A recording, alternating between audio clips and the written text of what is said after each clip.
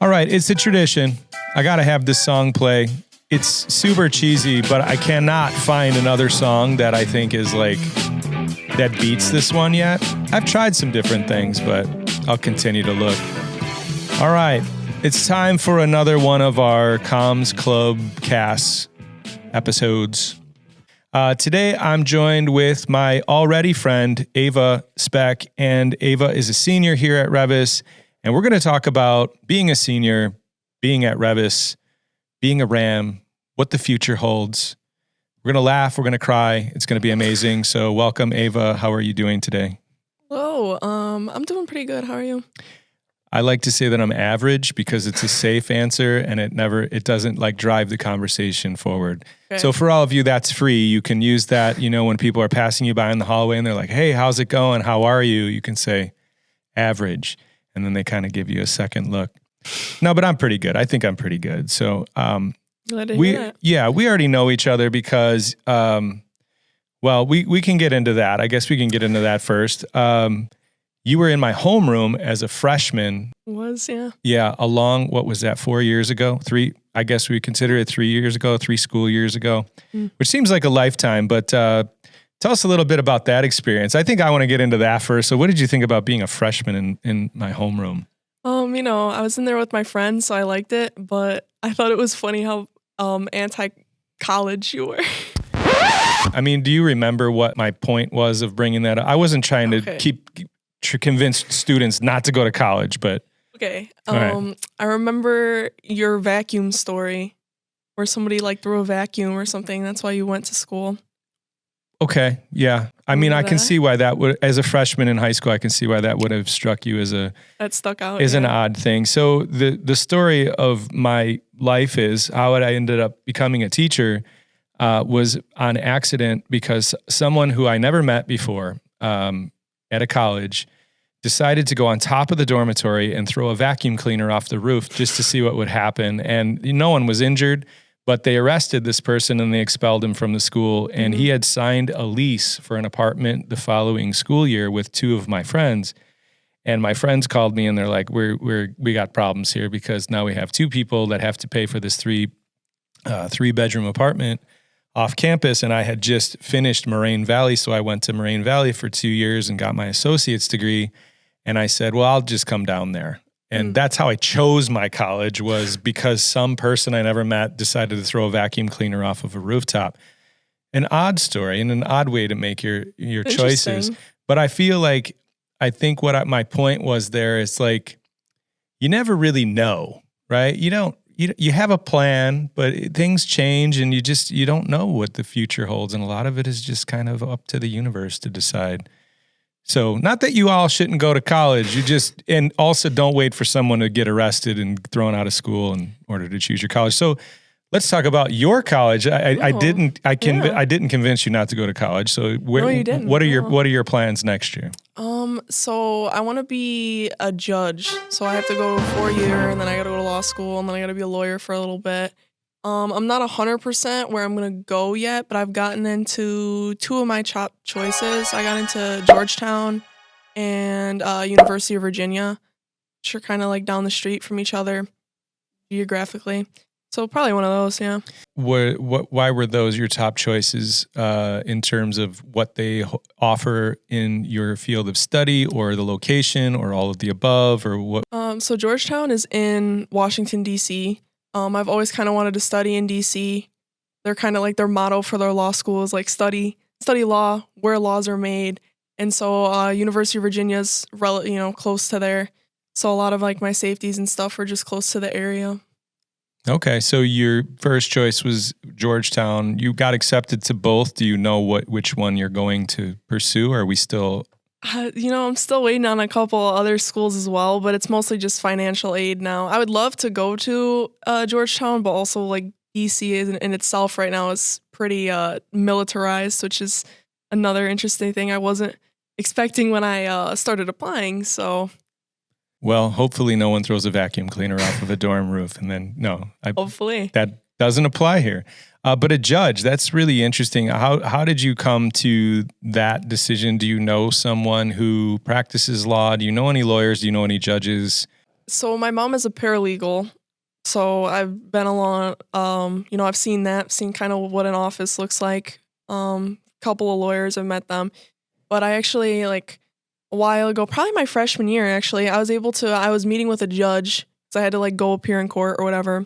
And the judge was, like, a cool guy. Like, he was, like, asking me, I was in his office, and I was, like, I thought it was cool because, they, like, open up the back of the courtroom, and it's, like, a door, and it's, like, a secret passage.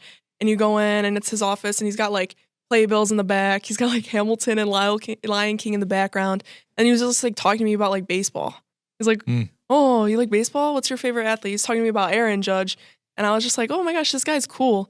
And I'd kind of always wanted to go into law, but I'd never, like, gotten to see what kind of, like, the background of, like, being a judge. And then I kind of got interested with that. And one of my other things that I don't know if I was preaching this in a freshman homeroom, but I think it's important for people to really look and do, like, a deep dive into what they're thinking they want to do. Because I think a lot of people are kind of like, oh, I like to argue, so I think I'm going to be a lawyer.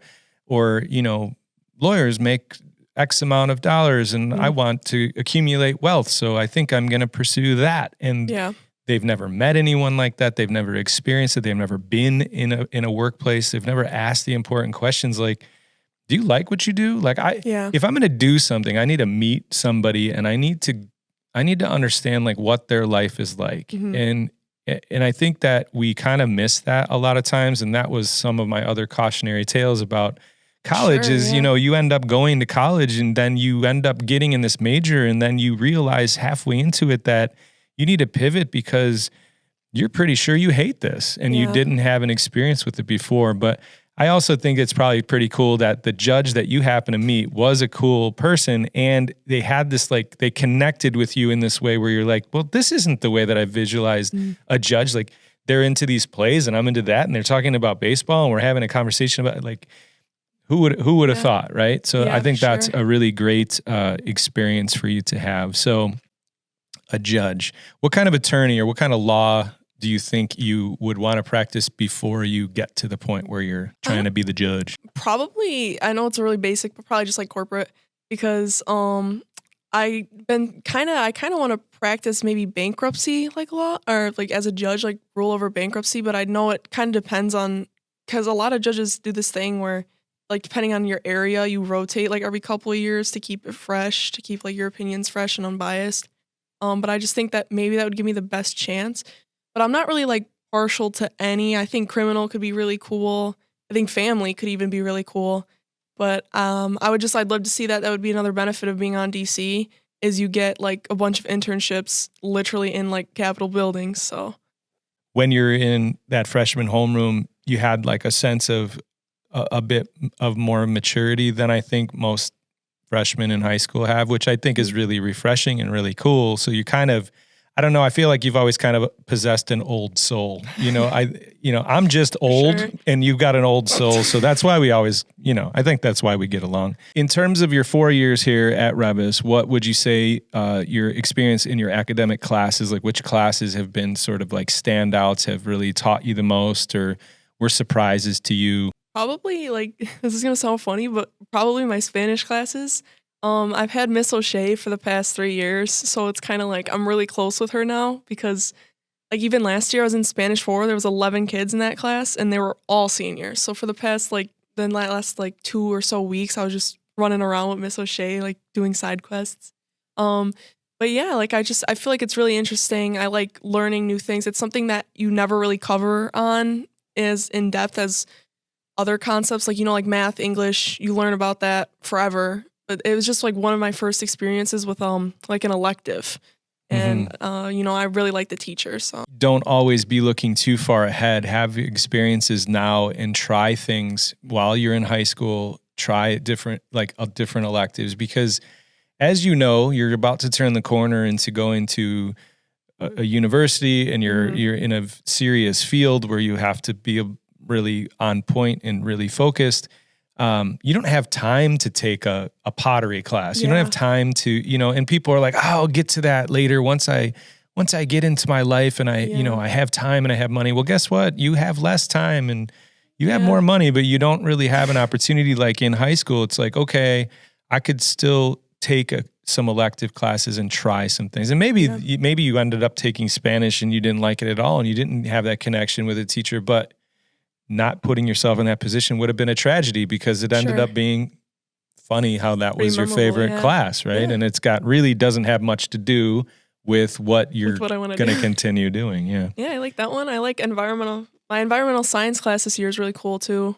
I like that a lot, especially because that's kind of a little bit more related too, because you could really, if I wanted to, I could go and try to practice environmentally sustainable, like protecting that. So I thought it was just a really cool class. I feel like it's the first science class I've had that it feels like, obviously everything is important and I do enjoy science classes, but it feels like heavily applicable today because it's like we can see the impacts of climate change and we can see this and we can see how it's a debate today. So I just it's really cool because I feel like I can actually see where it's useful, you know? Yeah, connecting different things to having like a broad set of experiences will cause you to be able to find your path. Like you know, law is a broad thing. It's a generic sort of umbrella of, there's a lot of different things that you would practice law, but having that experience in environmental science class and environmental law, and it's like, oh wow, I'm connecting the dots now, and you become like you build yourself into this person who has this niche, and you find your path that way.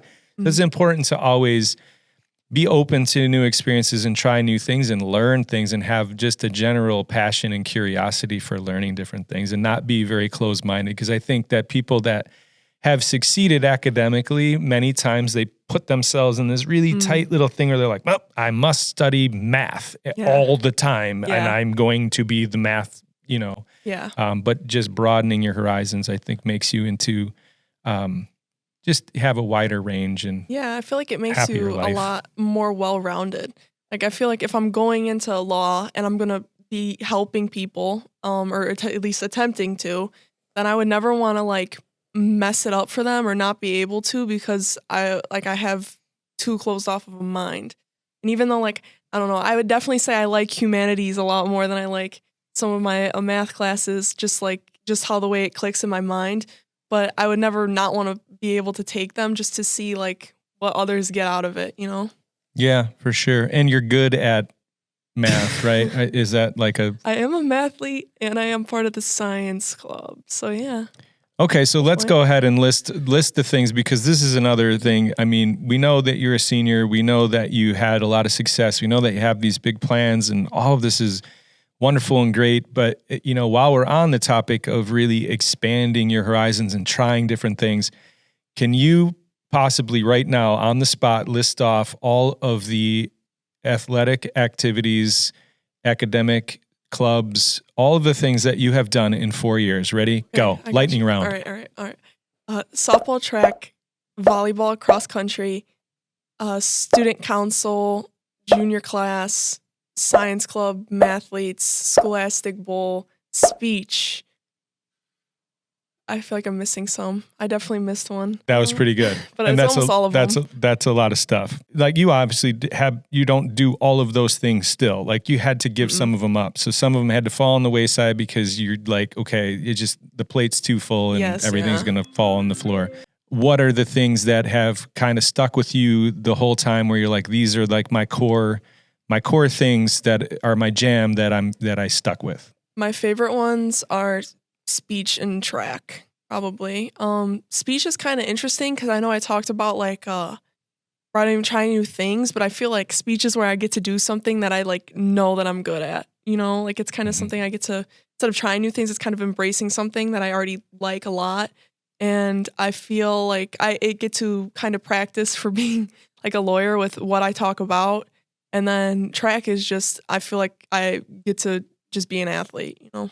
Well, so you've experienced a lot of different sports, and the one that you would you say that has changed? I had grown up playing softball. Like I played travel softball for like a long time, and I just kind of it was just something new that I'd never done before, and I was kind of getting burnt out with softball because I started playing so young, and then I like did the travel thing, and I was like, you know, playing really competitive things, and then I kind of did it my freshman year. I kind of bounced between varsity and JV, and I was kind of just like, I don't really know. Like even if I was able to be very, very successful here, I don't know if I would enjoy it as much as just being able to try something. And so I tried track. I kind of like that it's also individual and team based. And so I tried that. I got to see my freshman year, I got to see like 2 throwers go to state.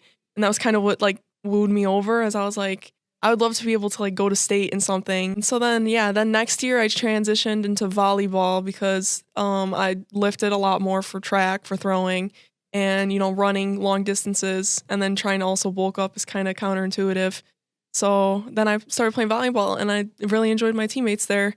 But I also kind of would always kind of feel bad because people were in like travel for this, and I wasn't really in travel for that. So I was more just there to like for the team aspect, just to like stay active.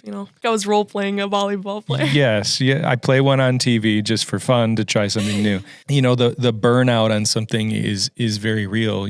But it's almost like, I don't know, with that sort of thing. What you said was, I could do something like you did speech, and you kind of grabbed onto that because you're like, I can do this and be really good at it, right? Yeah. And I can achieve this really high level of that.